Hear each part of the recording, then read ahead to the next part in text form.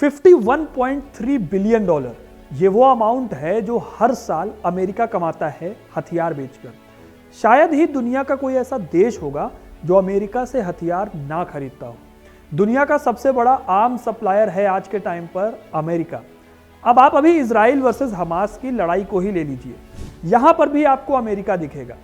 पहले तो अमेरिका ने इजराइल का साथ देकर उसे हथियार सप्लाई करने की बात कही। And let there be no mistake, the United States stands with the state of Israel. लेकिन अभी अमेरिका ये भी कह रहा है कि गाजा पट्टी पर इजराइल को जेनोसाइड नहीं करना चाहिए। They operate by the rules of war. The rules of war. And there are rules of war.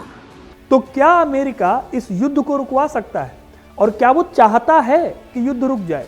देखिए, ये तो साफ है कि इजराइल को बहुत सारे पैसे और हथियार अमेरिका से मिलते हैं, जिससे कि इजराइल को हथियार या फिर पैसे की कमी ना पड़े। दूसरी तरफ हाल ही में अमेरिका ने ईरान के साथ हथियारों की एक बड़ी डील साइन की है। अब ईरान वो देश है जो हमास को सपोर्ट करता है। तो सवाल ये है कि अमेरिका दोनों साइड क्यों दिख रहा है? इसके पीछे है इतिहास, वही इतिहास जिसके बारे में इस चैनल पर मैं रोज आपको बताता रहता हूँ। और जैसा कि मैं कहता हूँ कि अपना इतिहास नहीं जानोगे तो खुद को कैसे पहचानोगे।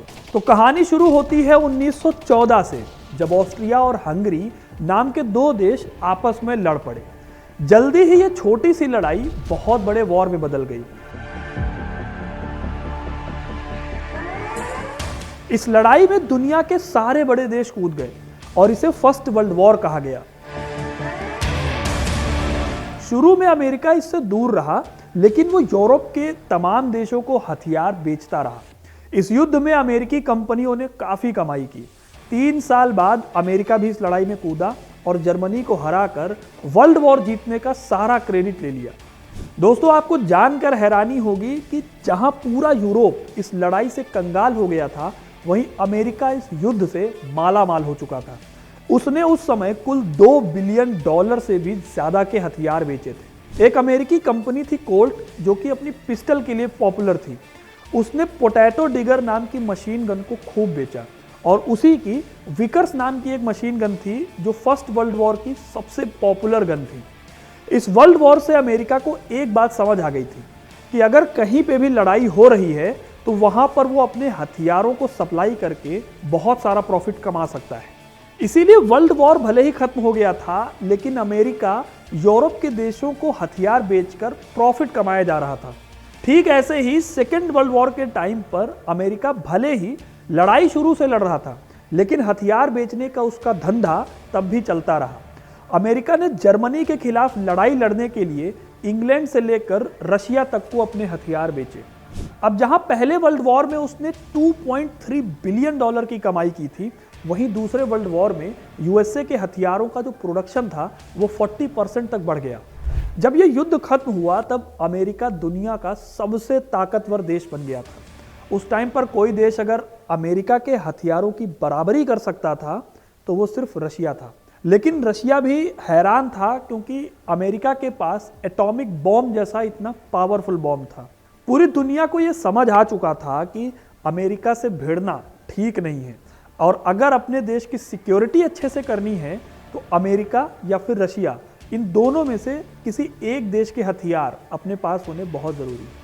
अब एटॉमिक बॉम्ब की वजह से रशिया और अमेरिका की एक अनसेड वॉर शुरू हो गई, जिसे हम कोल्ड वॉर के नाम से जानते हैं। उनकी इस लड़ाई में पूरी दुनिया 2 गुटों में बट गई। एक वो जो अमेरिका के साथ थी और दूसरी वो जो रशिया के साथ थी। इस गुटबाजी से दोनों का फायदा था। कुछ देश रूस से हथियार खरीद रहे थे तो कुछ अमेरिका से, जैसे कि पाकिस्तान, जापान, इजराइल और एशिया के काफ़ी सारे देश जो उस टाइम आज़ाद हुए थे। इससे अमेरिका की आर्म्स इंडस्ट्री को खूब फायदा हुआ। लड़ाई कहीं पर भी हो रही हो, हथियार अमेरिका के पहुंच जाते थे। धीरे धीरे ये होने लगा था कि अगर किसी भी देश में रूस अपनी दखल देता था तो अमेरिका वहां किसी ना किसी तरह से पहुंच जाता था। चाहे वियतनाम हो या फिर इराक वॉर, हर जगह यूएसए ने अपनी टांग अड़ाई। अफगानिस्तान में भी जब रशिया ने एंटर किया तो अमेरिका यहां पर घुस गया। कहा तो ये तक जाता है कि आज का जो तालिबान है उसे और उसके लीडर ओसामा बिन लादेन को भी खड़ा करने में अमेरिका का बहुत बड़ा रोल था।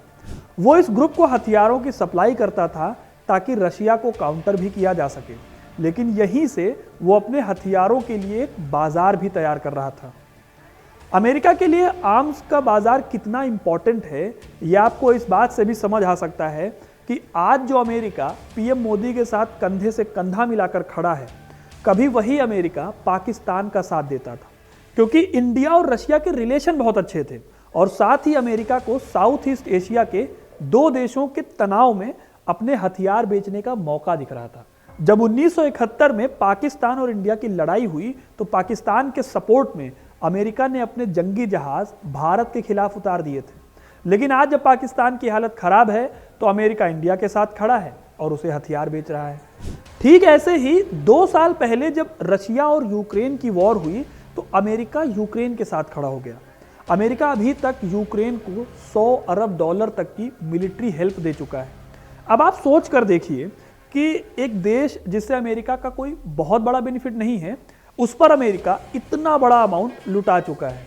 इसके पीछे की वजह बस यही है कि वो अपने हथियारों को बेच सके और वर्ल्ड ऑर्डर में रशिया से आगे निकल सके। और अगर अभी के हाल की बात करें तो इजराइल और हमास की जो लड़ाई चल रही है उसमें सामने से तो अमेरिका इजराइल के साथ है, लेकिन अमेरिका ने इसी साल ईरान के साथ पुरानी दुश्मनी को भूलकर हथियारों की एक बड़ी डील साइन की है। अब ईरान वो देश है जो हमास को सपोर्ट करता है। उस पर आरोप ये भी है कि उसने हमास की बहुत हेल्प की है, यानी कि ये जो डील हुई है अमेरिका और ईरान के बीच, ये कल को हमास को भी फायदा पहुंचा सकती है। तो अब पता चला आपको कि हर जंग में अमेरिका क्यों शामिल होता है। आज अमेरिका की इकोनॉमी का करीब 40% आर्म्स इंडस्ट्री से आता है। अगर अमेरिका हथियार ना बेचे तो कल उसकी इकोनॉमी कोलैप्स भी कर सकती है। इसलिए कहीं ना कहीं युद्ध आज उसकी ज़रूरत है।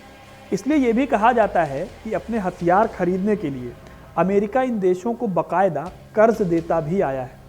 यही वजह है कि ऐसा हो सकता है कि हमास और इजराइल की जो जंग आज चल रही है वो हो सकता है कि लंबी खिंच जाए, क्योंकि अमेरिका का फ़ायदा तो यहाँ भी है और उसका इतिहास, जैसा कि मैंने डिस्कस किया, पहले से ऐसा रहा है। आपको क्या लगता है कि क्या अमेरिका की वजह से ये युद्ध और लंबा खिंचेगा? कमेंट में अपनी राय बताना मत भूलिएगा और ऐसे ही इंटरेस्टिंग वीडियोस के लिए हमारे चैनल को सब्सक्राइब करें। वीडियो अगर पसंद आया हो तो इसे लाइक और शेयर करना भी मत भूलिएगा। धन्यवाद।